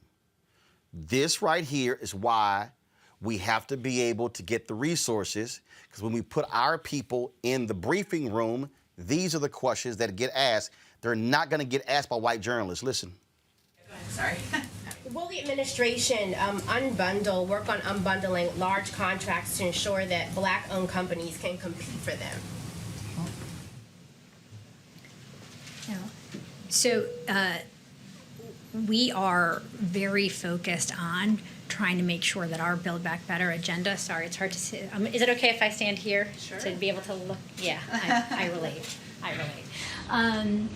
We are we are really focused on making sure that as we talk about diversifying supplier bases here in these reports, that we are not just talking about small businesses, but we're talking about disadvantaged businesses as well and minority-owned businesses. And so you've seen in our American Jobs Plan that we put proposals in there related to small business and strengthening small business, and we know that an important piece of that is leveraging federal procurement and the power of federal procurement to support those businesses. So, Christian's been very eager in the back. Go ahead, Christian. Last actual one. That's why, and I've made the point, when we are able to build, able to grow, then we're able to employ more people, and it would be great for us to be able to have black folks, black-owned media people who are in the halls of Congress, who are at DOJ, who are in every single federal agency, asking those questions, demanding those answers. That right there, Teresa, again, why when we are able to build capacity, hire and employ, we can do more of that. Absolutely. And shout outs to Ebony. She has been a true friend to me over the past year. And so I congratulate her in that new position. But she's absolutely right. I know even her, like, she had a business herself. So it's like having people that understand the economic hardship it is to maintain a business and let alone grow a business. August of this year, will be 6 years. And I can't tell you the amount of conversations I've had in 2020 and some early 2021 with friends who have businesses but had to close because of the pandemic. And how much consulting that we've all been giving each other, finding programs, finding resources, and some of it, like I think the deadlines or the portals and the links just didn't work. And so now we're talking about how we rebuild and bring businesses back to the black businesses back to the forefront of these corporations who essentially allow a small percent, a piece of the pie to go to us, but it's not a lot to grow. But I feel like we're doing the bulk of the work. So I think the mindset has to change. I think Brother Mustafa was absolutely right that what we can do in this space, small businesses and those who are willing, to go to these organizations and corporations that we're spending our hard-earned dollars and ask them to do more. Put a campaign together and say, we need you to do more by 2022. Let's just speak it into existence. But if we don't utilize our voice, we can boycott for a day, boycott for a week. But I think if we keep the pressure on, we keep the pressure high, and we put our pen to paper and we send it up, I think we could probably get some results here. Absolutely. Folks, let's talk about real quick what's happening in Ohio, where Nina Turner is running for the 11th Democratic congressional candidate to replace, of course, Marcia Fudge. Her campaign announced they've raised $3 million. They raised $2.2 million with $1.55 million raised in the quarter ending March 31st. The grassroots campaign is funded with an average contribution of $27 overall. They have 47,000 donors representing every state in the country, and of course D.C. as well. And so she, of course, is greatly benefiting from a national profile. And so we're watching that particular race, and we're also looking at many other races as well. Today, we'll be getting the results of who is going to win the Democratic nomination for various seats in Virginia, including the governor's position as well.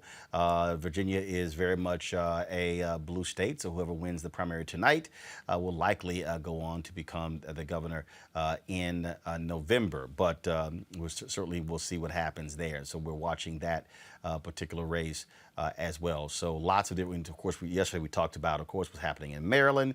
And we've had, of course, the sister who's running in South Carolina. And so there are a lot of other candidates we're watching. And we're going to be focused on, of course, that North Carolina race as well. We'll be featuring some of those candidates who are black candidates who are running for Senate in North Carolina. Let's go to Texas, where Governor Greg Abbott, y'all, this is so stupid. These white Republicans are just so upset with the 1619 project. They don't know what to do. So Texas Governor Greg Abbott hopes to instill Texas pride in residents with a new law he says promotes, quote, patriotic education. Listen to this fool. Keep Texas the best state in the United States of America.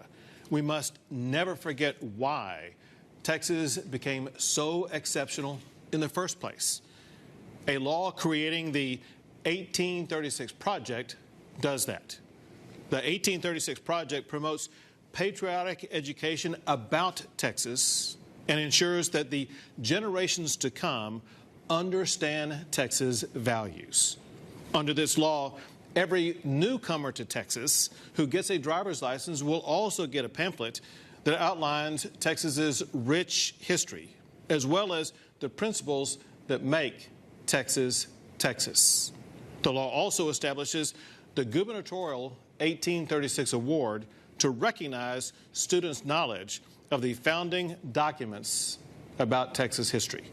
I want to thank Representative Tam Parker for his leadership on this, as well as Representative Serrier, Representative Toth, Representative White, as well as all the members of the Texas House and Senate.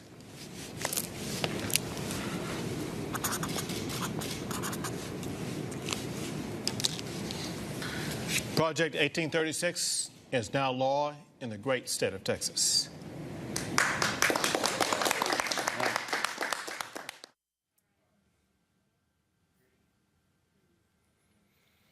Here's why this is pretty much a dumbass idea. First of all, y'all, I'm a native of Texas, and there's a requirement in Texas to teach Texas history to all 7th graders in the state.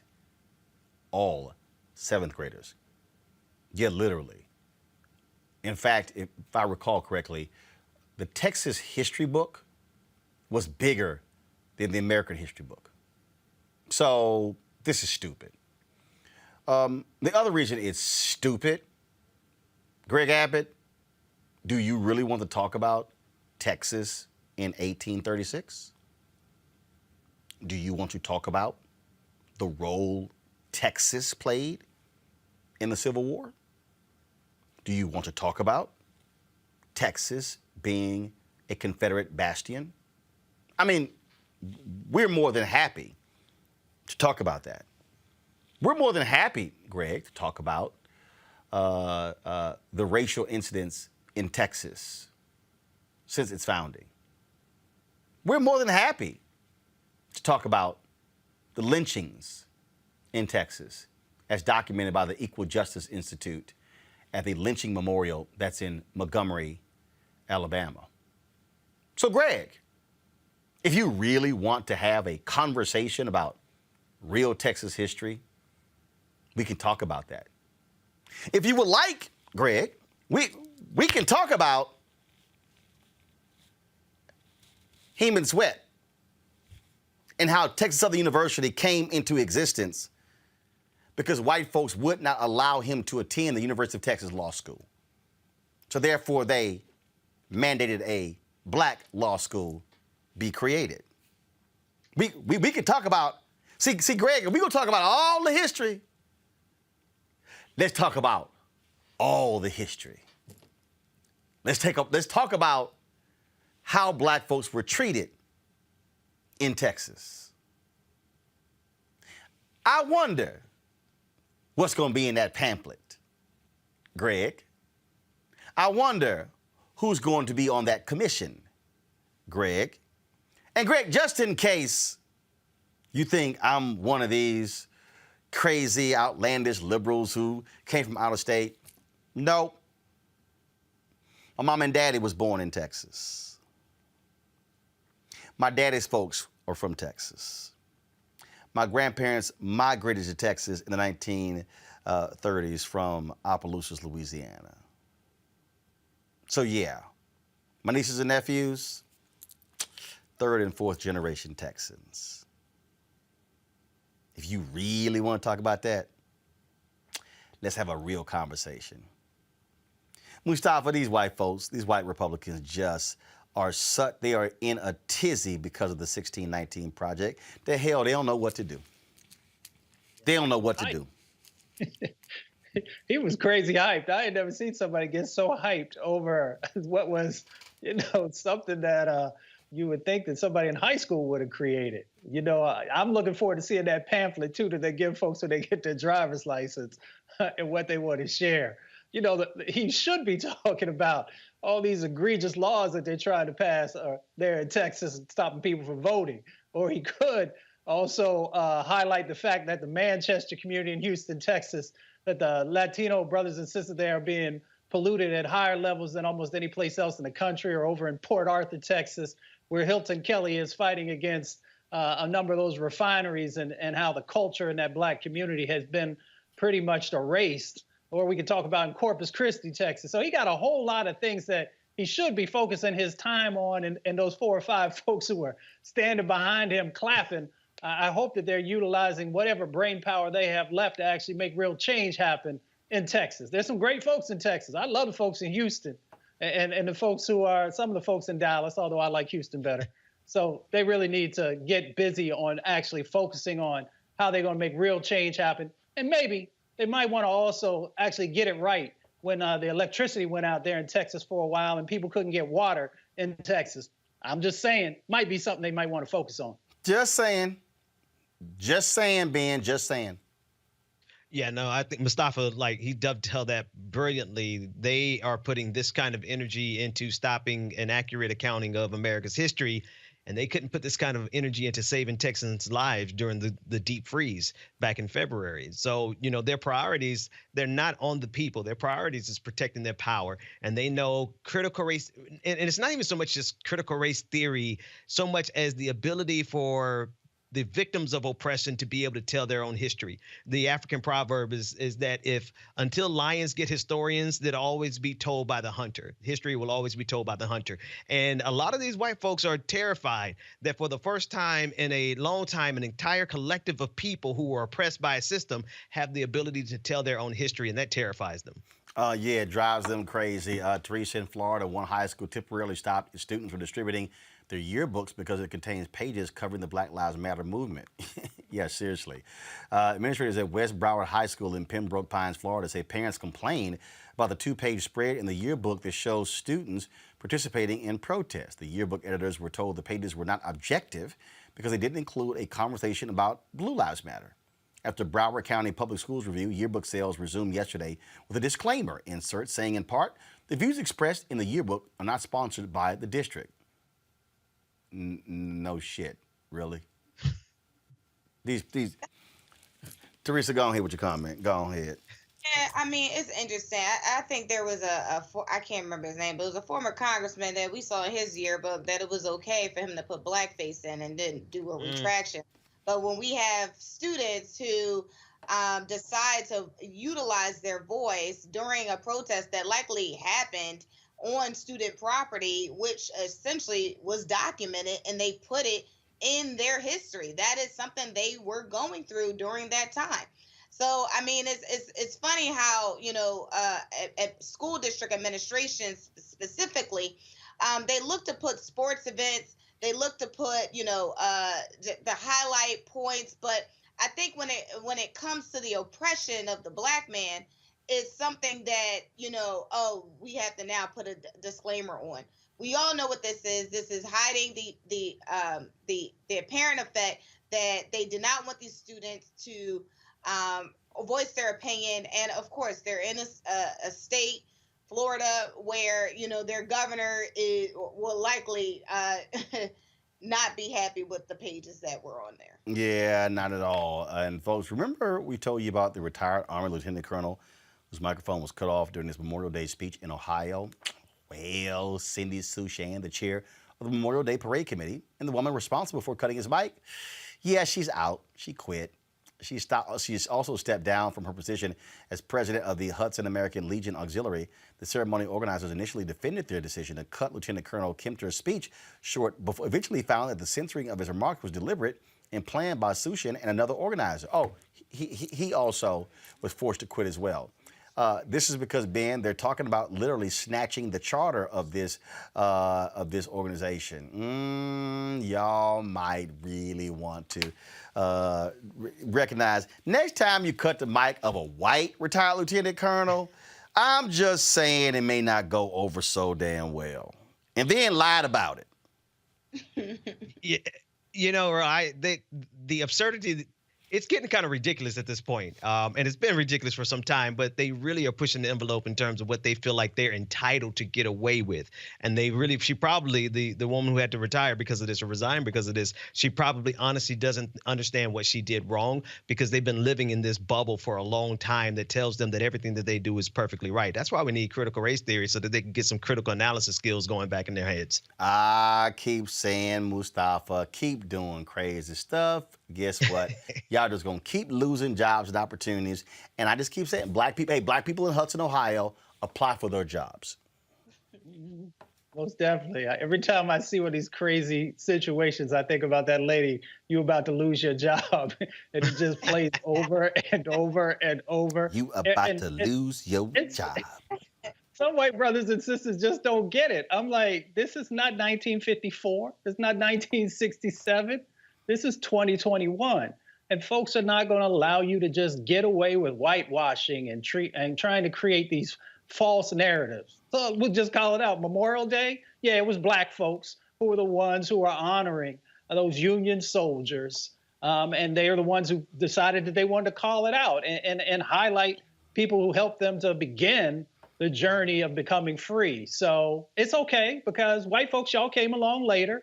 And y'all began to also utilize Memorial Day in a way to highlight some things. But yeah, we did it first. Just saying. All right, y'all. We got to go. Y'all, please support what we do here at Roland Martin Unfiltered by joining our Bring the Funk fan club. Every dollar you give goes to support this show and what we do.